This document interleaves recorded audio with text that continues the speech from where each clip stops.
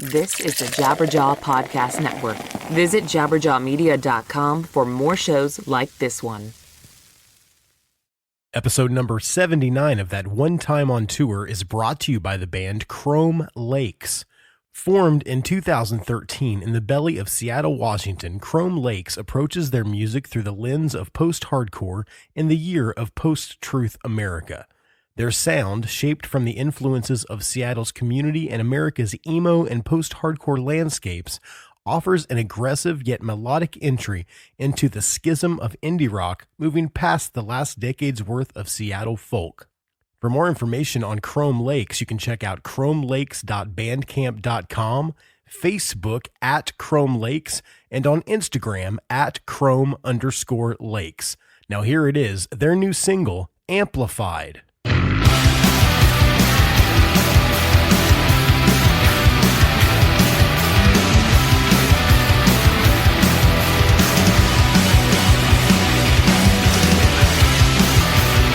So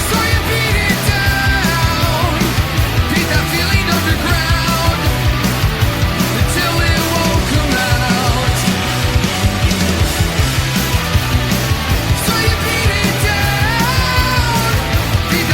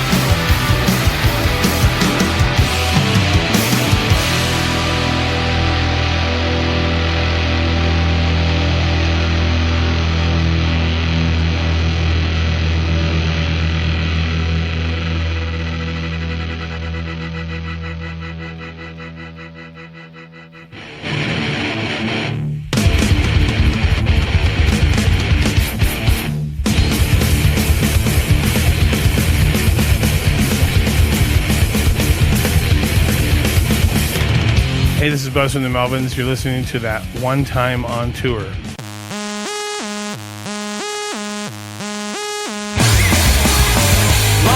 the road, 'cause it's going on and on. We'll be driving through the darkest night until the break of dawn. And we'll be heading for the cities, another show for us to play. To get back in the band is tomorrow, but we'll do it all again.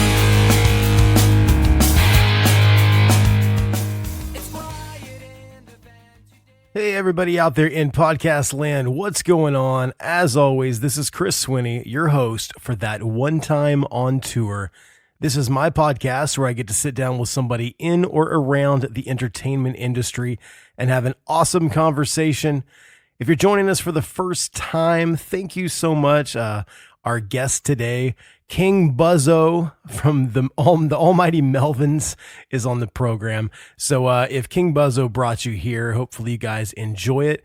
And you got to go back. We've got 78 other episodes for you to check out. For everybody that checked out last week's episode with R&B soul singer Alan Stone, thank you very, very much. I had a blast talking with Alan.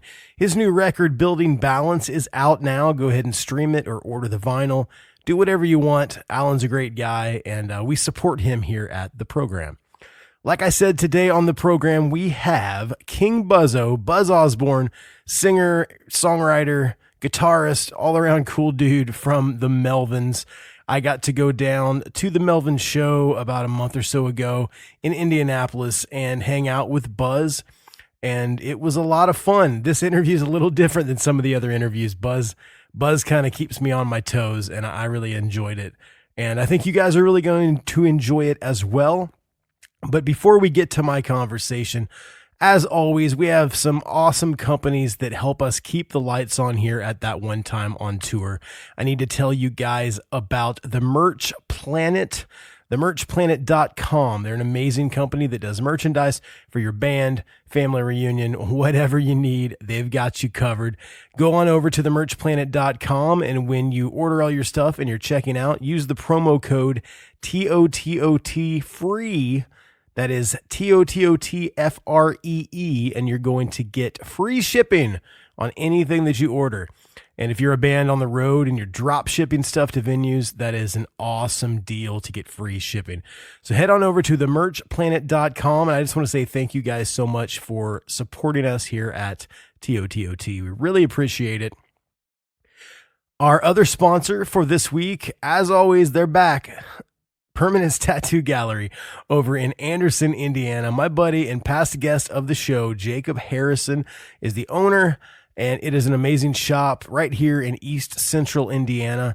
If you guys are not local, no big deal. Next time you're in this area, go get tattooed at Permanence Tattoo Gallery.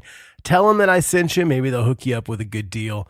They're an awesome place, and they've got so many great artists, and it's just, you feel very comfortable. I've been in tattoo shops before where maybe I didn't feel the most comfortable, but when I'm in there, it's like family. I love that place. So check it out.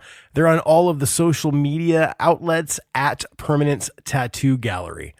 Okay, so that is it. Also, don't forget, though, Chrome Lakes at the beginning of the episode. Awesome band out of Seattle.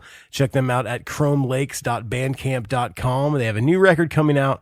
We debuted their new single, Amplified, so go and check it out, man. Okay, so before we get to my conversation with Buzz, I've been toying with this idea of doing like a tribute episode to Tony Sly from No Use for a Name. If you guys out there listening don't know who Tony is, Tony was the singer, songwriter, guitarist for this band that I love, No Use for a Name, out of California. And he died a few years back, and they've done like tribute albums and all kinds of things for that. And I thought about maybe doing a tribute episode, trying to get some people that knew Tony to speak on the show. And the funny thing is that I've talked about paranormal stuff on this show before, and I've talked about my love for No Use for a Name. Well, one of my listeners, Andy from Wisconsin, sent me an email, and he's got something that combines the two. He has a No Use for a Name ghost story. So Andy over in Wisconsin, I'm going to go ahead and read his story and see if you guys like it. So Andy says, back in 2005, while going with my brother to the No Use for a Name concert because he was interviewing Matt Riddle, the bass player for No Use for a Name. They were invited to go ghost hunting with the band in the haunted pool of the Rave in Milwaukee, which is a great venue. And I've heard the stories about the pool there, the Rave being haunted. But so they were invited to go ghost hunting in the haunted pool of the Rave in Milwaukee, which he says has a rich history of ghosts and paranormal. While walking around the basement, they got to the pool, which was freezing cold in the middle of summer, which is kind of weird. While they walked inside the pool, he was peeking through a porthole, I guess kind of like a ship, but they have those there at the pool, inside the pool, and he swears he saw a girl standing in the deep end of the pool, literally froze him in his tracks. When they left, he looked back and the pool was completely empty and she was gone. He says it still gives him goosebumps to this day. So, Andy, I want to thank you very much for your story about ghost hunting with No Use for a Name. Maybe if I can get Rory or Matt or somebody on here, maybe they'll remember ghost hunting with you at the Rave in Milwaukee.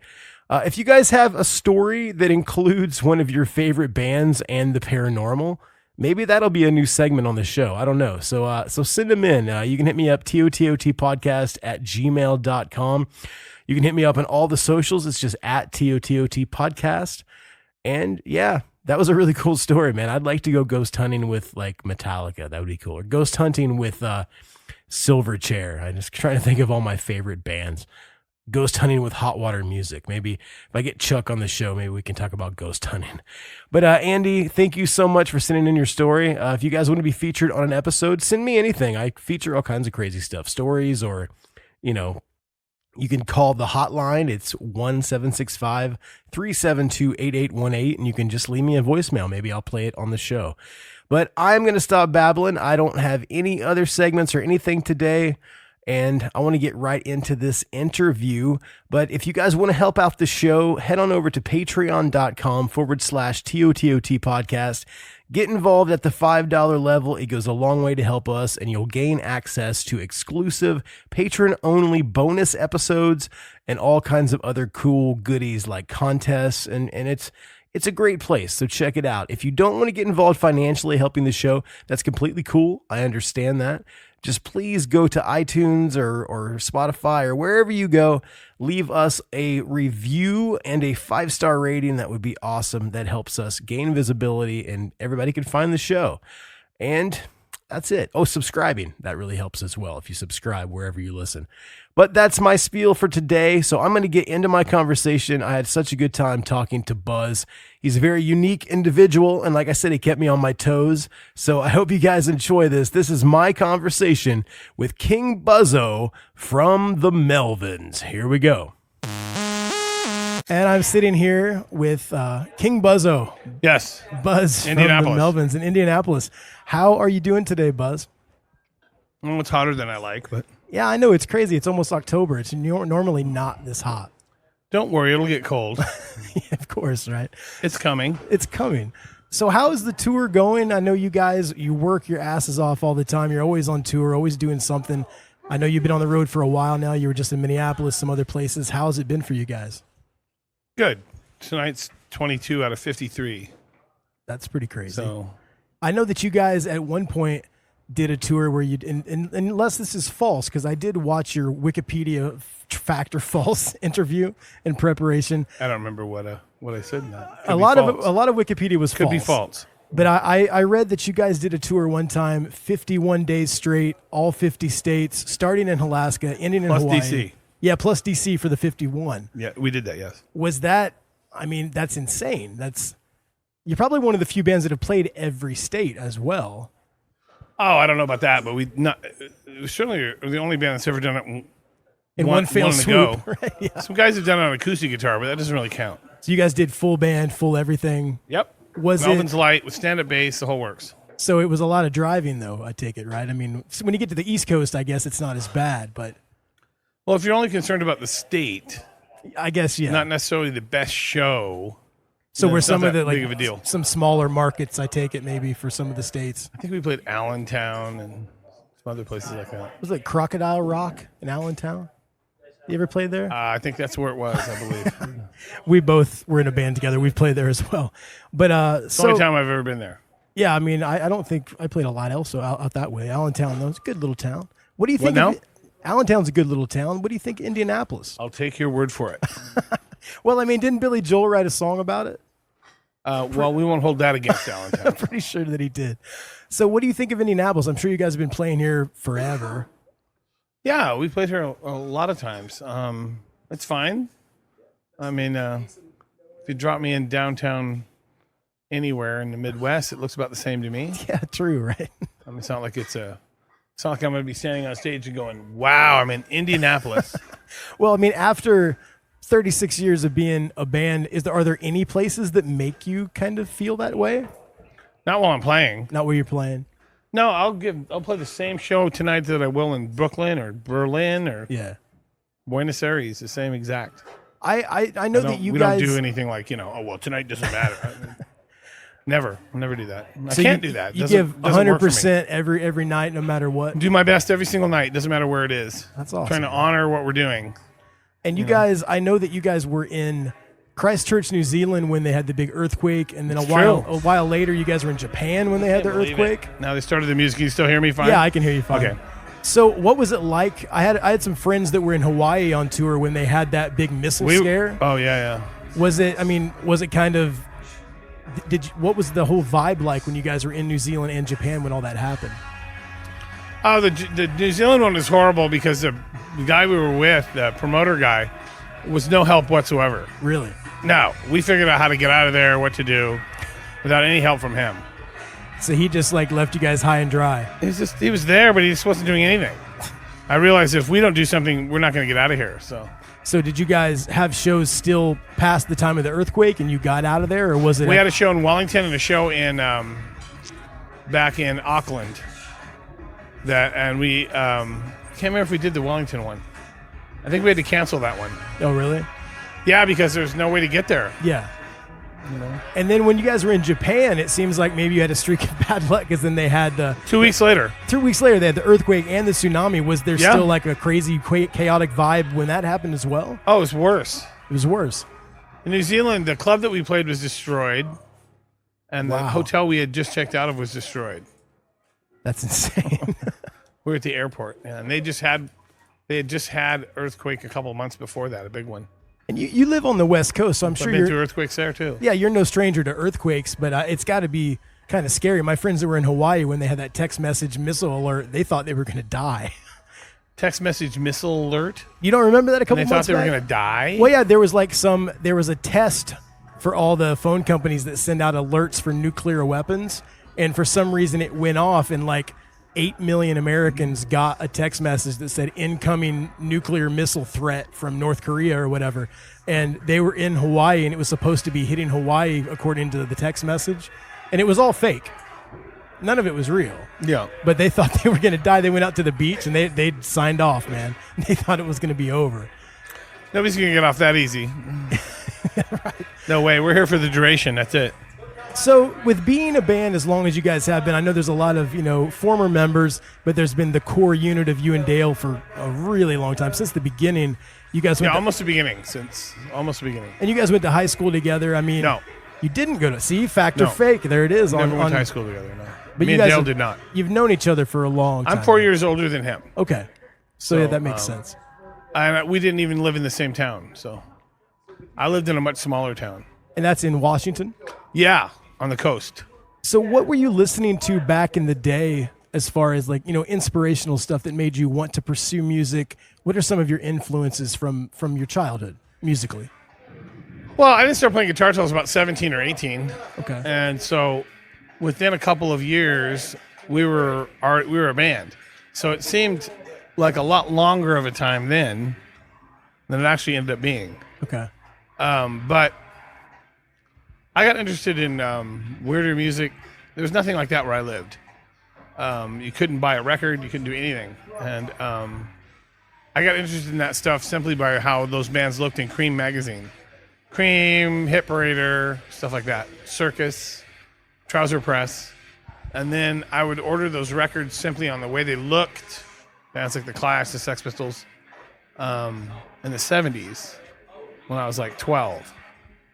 So, and from all that, it just kind of branched out into what I ended up, everything else that I did. So, but I didn't have anybody teach me anything. I didn't have one person, back then in the 70s tell me anything about music. I didn't have any older brothers or sisters. Was guitar the first thing that you started playing? Instrument? Yeah, there's no music in my family at all whatsoever. Yeah, it was the first thing I never played music before that. No, not really. Take any formal lessons, or was it all just kind of? Nope, no lessons. Don't read music. I have an odd way of counting everything. Okay.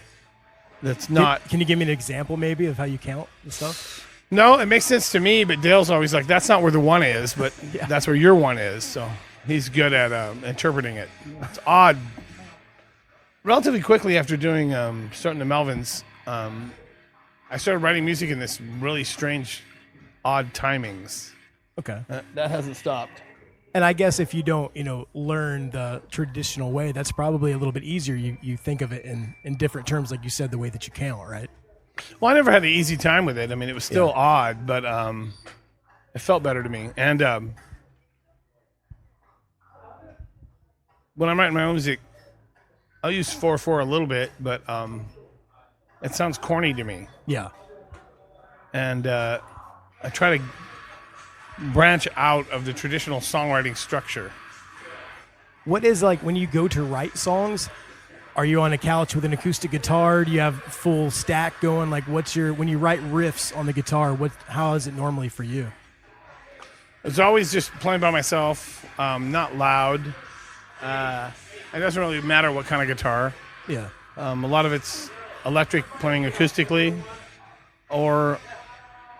and these days, since the advent of the iPhone, then I'll just record riffs on my phone. You do like the voice memo on your phone? Yeah, that kind of thing. And then work them out more, but just to remember the riff. So you're not using any kind of like GarageBand or Logic or anything? I have all that stuff, I never use it. Yeah. We have a studio now with Toshi, who's doing that noise thing. Yeah. We have a studio with him in L.A. Okay. And we've been working with him since 2001. Okay, cool. I think. And in the last 6 years, we built a rehearsal place studio that he also records other bands there. So I don't really need to, demos are pointless waste of time. Just bring them in and then we record it really quickly. So with being a band that has the output that you guys have had, I mean, it seems like you guys are always putting something new out, doing different projects. Is there a process you go through with picking a set list for a tour? Like, what stays, what goes? Like, can you take me through that process a little bit? Well, we play the same set every night, not unlike a Broadway musical. Okay. They don't change their set around. Nobody bitches. Yeah, right.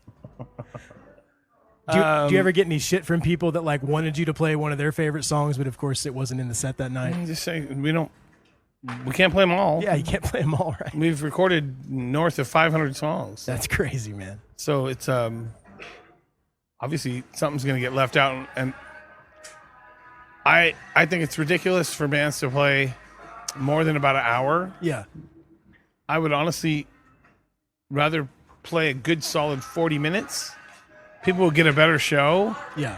When I go to a show, there's no filler that way too at all. No filler. I guess. I mean, it's debatable. Yeah. People can, there's no accounting for taste. Yeah.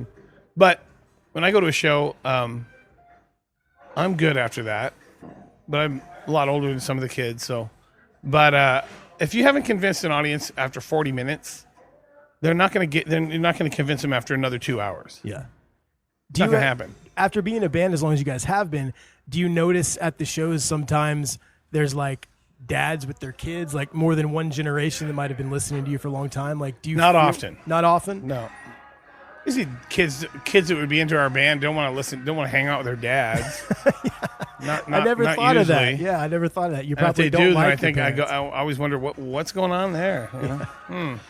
Okay. I never went to rock shows with my parents. They never took me to anything like that. So your most recent record. Plus, I wanted to be on acid. So how would that work out with your dad? I mean, if you have a dad that likes acid too, I don't know. There's probably some that seems a little weird to me too. That would probably would have pushed me towards being a fundamental Christian. I always thought it was weird. This is off the subject, but I always thought it was weird growing up. I had friends' parents that would like smoke weed or drink with their kids. Like, I don't know. I just always thought that was so strange. I didn't want my parents to do that, but I had friends that, I get high with my dad. I'm like, I don't know. I didn't think it was any of my parents' business what I was doing. Yeah, totally. I didn't want to do anything like that because I didn't want them to be able to use that against me. There you go. Well, you were drunk, or you were on drugs. No, as far as you know, I wasn't. No. Did you have like a pretty normal upbringing? Like, were your parents, did they support the music Compared to what? aspirations? Well, I mean, I know it's a loaded question, but like your musical aspirations when you were young, did you want it to be a career, or was it just something that you really liked doing? That seemed absurd. Yeah. The idea of playing music for a living was that was absurd. Making a record, it seemed absurd. I mean, when we started, we thought it'd be cool to play a show. That's it, really. I mean, it wasn't, oh yeah, we're gonna do this, we're gonna make 30 albums. No, that's crazy. And my parents were not supportive. They were not at all. They were counterproductive. They looked at it as nothing more than a total waste of time, and made sure I understood that. Was there ever a glimmer, like, when you guys got a little bit bigger and you were doing bigger tours, like, did they ever say, oh, with them? Yeah. No, it's a total mystery to them. Oh, okay. The fact that I'm not getting underwritten by somebody else, actually making it work, because it's not their world. Yeah. And so they don't have any faith in it. I don't know what they expected. I mean, they didn't. I mean, even like as late as getting signed to Atlantic Records, they didn't believe it. Yeah. They just didn't believe it. Because, I mean, that's kind of a big deal for parents. My dad actually said, if I'd have to see the contract before I believe you actually got signed to Atlantic.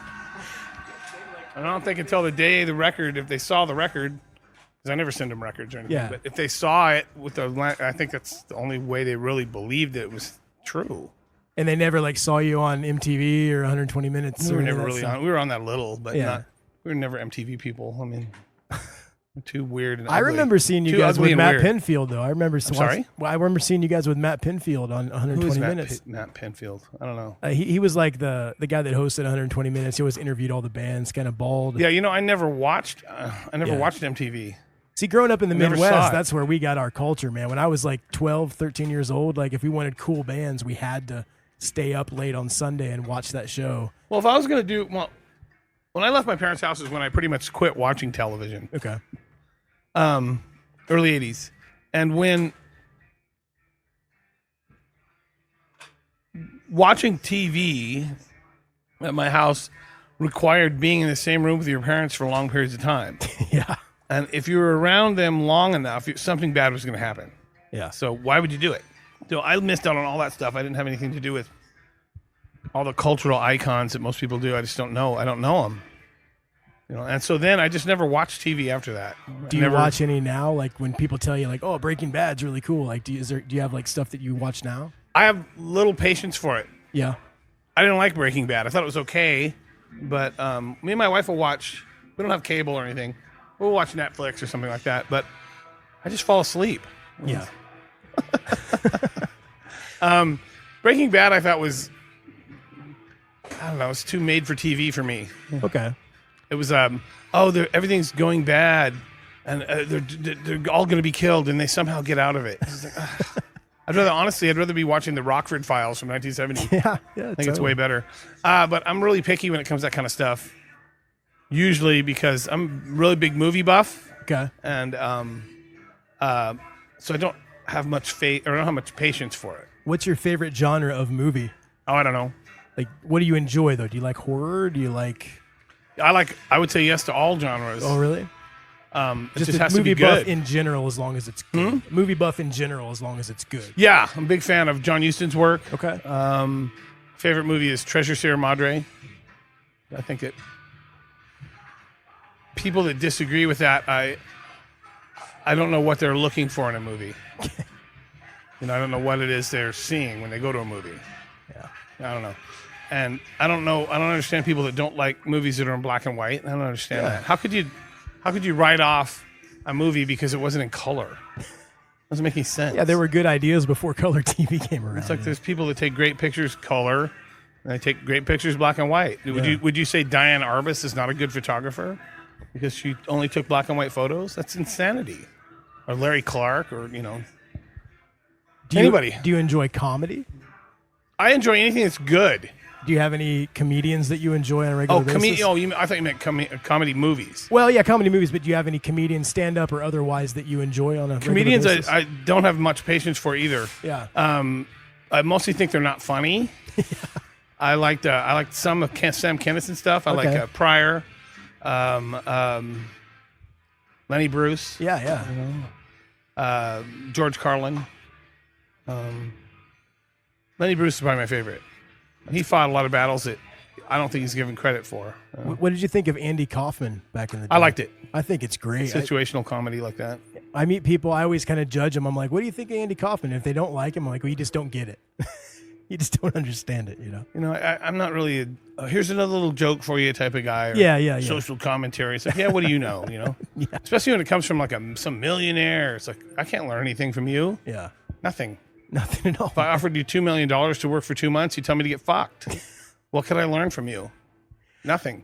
So I want to get back on track here just because I'm interested. The most recent record, Pincus Abortion Technician, it came out last year.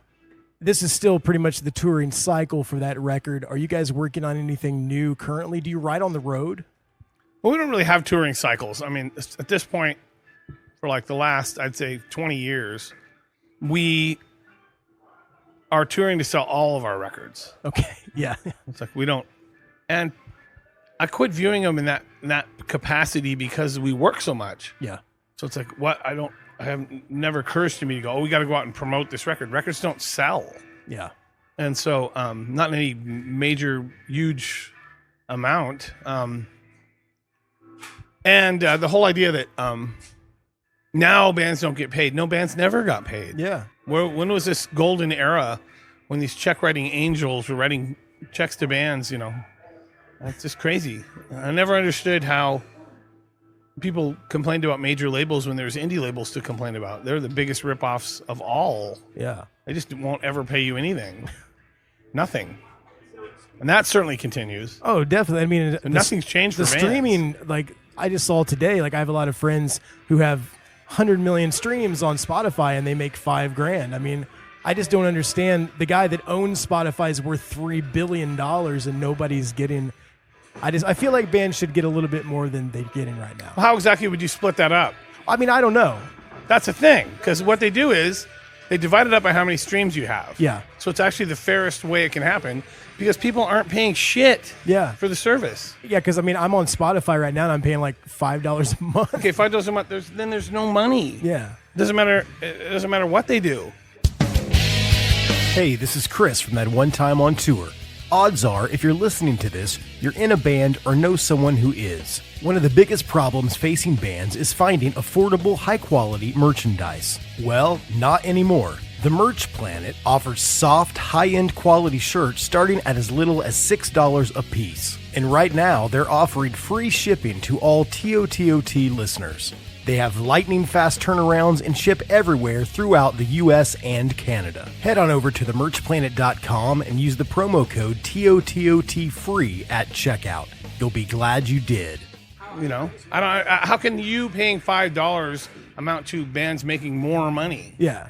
It's weird that the CEO somehow has made that much money, but I guess there's ads. He's running a big company. Yeah.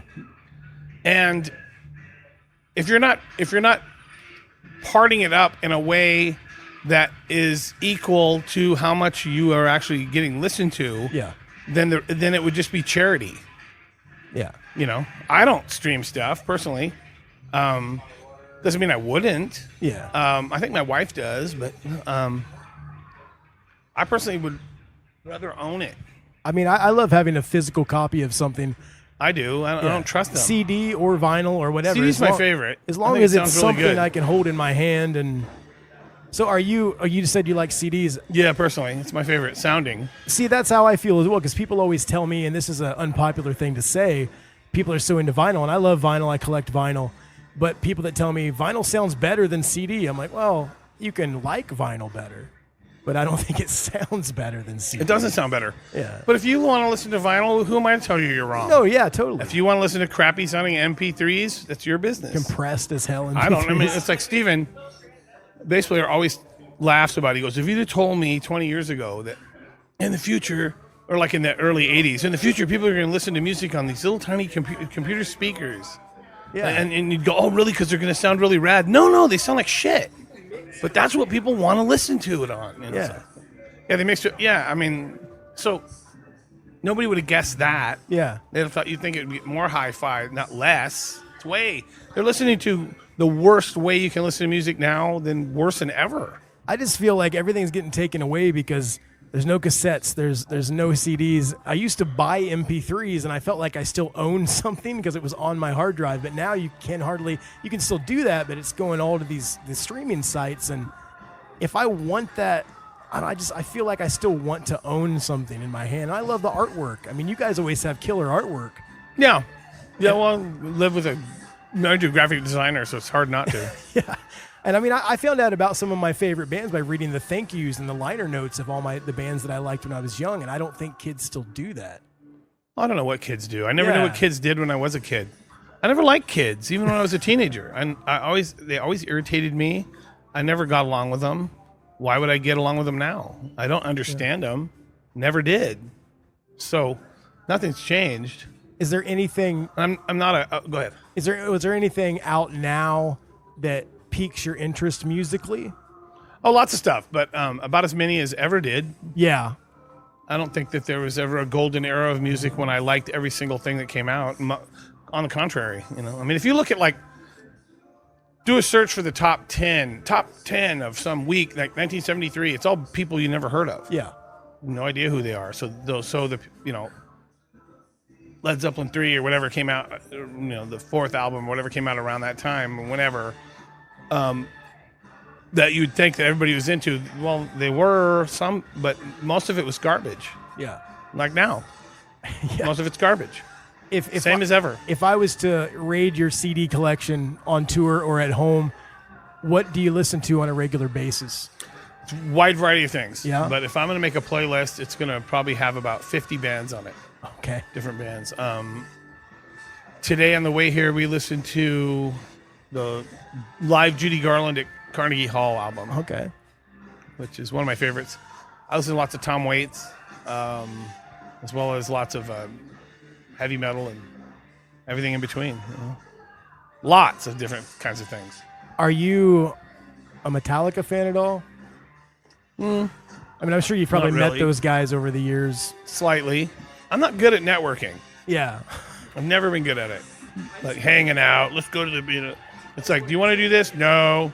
What are some of your heavy metal bands that you like? Oh, I think Judas Priest, Unleashed in the East is the best heavy metal album ever made. Awesome. Personally, I don't think that anybody's ever topped that record. Have you heard, this isn't really, I guess, heavy metal, this is different, but I know you have a relationship with the guys in Tool. Have you heard the new record? Have I heard it? Yeah, have you heard the new one? My wife did the cover, so I've been so familiar with it for a long time. Then, yeah. It's really good. Adam's been playing me junk off that record that they're working on for years. 13 years. Something like that. That's crazy, man. Demos and all kinds of stuff. So the new record, Pincus Abortion Technician, did you guys self-produce that? Did you guys work with We a worked with producer? Toshi. Oh, you worked with him? Toshi Kasai, yeah. That's what I said. We've been working with him since 2001. Oh, that's awesome, man. Yeah. And we have a studio with him in L.A. And so everything was done there. Did you guys do a lot of pre-production with him as well? What is pre-production? I don't know. Messing with the songs before you go in. No, that's where we rehearse. We're always in the studio. So it's all at pretty the much studio. Pre-production. Yeah. So it's like you're rehearsing, and it's like, oh, that sounds pretty good. Let's lay it down. Lay down the drums. You have it. Yeah. So lay it down, then listen to it, and decide what you're going to do. And most of the time, that stuff goes on there, right in the record. What kind of, and are you like a vintage amp guy, or do you like any of the modeling stuff? No modeling. That stuff all sounds like crap to me, most of it. I'm sure I could probably, if I messed around with it long enough, get it to sound all right. But, I'm not a vintage guy. Yeah. You think about guys like Hendrix or people like that, they were using new gear. Yeah. Brand new. Do you really kind of, painstakingly go over the gear you're using in the studio to get tones? Do you go over the gear a lot in the studio to get your tones, or are you a plug and play kind of guy? Like, that sounds good. Let's just go with that. Oh, no. We'll probably have, I have a guitar rack that holds like 6 guitars, and I rotate guitars through it. And then a lot of times what I'll do is, if I'm working on a song, I do, Look, it's rock sounding to some degree. And I'll do a basic track of it, and then if I want to double it, I'll do it with a different guitar. Instead of changing the amp, play the same amp with a different guitar. Different pickup setup, everything like that, yeah. Every guitar sounds different. Yeah. And so you can leave it in the exact same settings and change guitars, and it sounds way different. So we have done so much of that kind of stuff. I couldn't even tell you, like with any real accuracy, especially lately, what exactly we did on a lot of those records. What's funny is like people go, "Oh, you're using those aluminum guitars now." I go, "Well, some of them have some aluminum in them, but they're wood. But I have some all aluminum guitars." And they go, "Well, your guitar sound was a lot better, like on the Stoner Witch record." I go, "Yeah, what song?" Like with the Les Paul, the Les Paul. I go, "Well, what song?" Like a Revolve. I go, "Revolve was think back. I go, it was a Jackson and a Mustang. Yeah. For the main part of the song, and then the solo was played on a Fender Stratocaster. So you don't even know what you're talking about. They have this you idea assume in their I'm mind. using. It's like, this is fucking crazy. It's like that's just so absurd. Yeah. It's like you don't know what I was using. I remember it because the engineer had a Jackson in the studio, and I go, "Let me try that thing." And I thought it played pretty good. I don't think I would have bought one, but it played good, and I thought I was messing around with it and tried the rhythm track on that, and then doubled it with a Mustang, just a stock reissue Mustang from the early '90s. Yeah, sounded great. Both those together, really great. And then the solo was played on a Strat, so there's no Les Paul on it. But people, your sound with the Les Paul, and so that's how all of our records are. There's no. I did a record. This record, just to prove a point. The Nude with Boots record, where I used my 1972 Les Paul, the first one I ever had. I used it for every single thing on the record. Every overdub. I never changed guitars. No one said a fucking word about it. Not a word. Like, wow, that record sounds so much better. No, they didn't say a word. I used a Les Paul on every single song for every single part of every single song. The same guitar. Yeah. Did anybody notice? No. Did they say one word? No. Nothing. They're crazy. Yeah. They're hearing things that aren't there. They're listening with their eyes, which is crazy. Yeah, I mean, at this point, we could go into the studio with almost any gear and make it work. Yeah. Does it freak you out sometimes that people kind of hold you guys that near and dear and they feel like it's kind of, they have ownership in it? So then they come up with the crazy theories like you use. They always know best. Yeah. Here's what you should be doing. Really? Or let me write that down. I'll put it in my locker. You know? If I listened to guys that were telling me what I should be doing, I wouldn't be doing anything. That's true, man. You know, I mean, especially a long time ago when nobody cared about us at all. Yeah. If I wouldn't have stuck to my guns, I would have quit. Or we certainly wouldn't have done what we ended up doing. Yeah. You know, I got to where I was by not listening to people. You know? Well, hey, I tell you what, man, we're getting close to the half hour. I don't want to take all your time. I do have a couple listener questions. Yes. If you wouldn't mind answering them. No, I don't mind. Okay, Josh from California. He wants to know if there's any plans for another solo record in the future. Yeah, I'm working on it right now. Okay, cool. Me and Trevor Dunn, acoustic guitar, and stand-up bass. Wow. Yeah, I got to finish the vocals on it. It'll be done. And he's the guy that did the Melvins Light stuff with you guys, and he right? also was in Phantomos with me. Okay, and cool. he plays a Mr. Bungle. And I wanted to actually, before I get to this last question, you guys are opening up one of the reunion shows in February for Mr. Bungle, in New York, in L.A.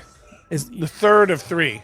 Any more Phantomos stuff ever? Not on the horizon. Not on the horizon. I have no reason to believe it'll happen. I'm a big fan. I just thought I'd ask that. But no, I'm fine with that. But it's Mike's deal, that is, and I have little or nothing to do with what we do or when we do it. Okay, cool. Well, I've got one more question for you. This is from Ollie from Croatia. Croatia? Yeah, Ollie from Croatia said, "How did you become friends with the guys from Tool?" Let me think. They asked us to play with them. That was in 97. You guys did like Australia or something with them. No, right? that was after that. Okay. 97, we toured with them.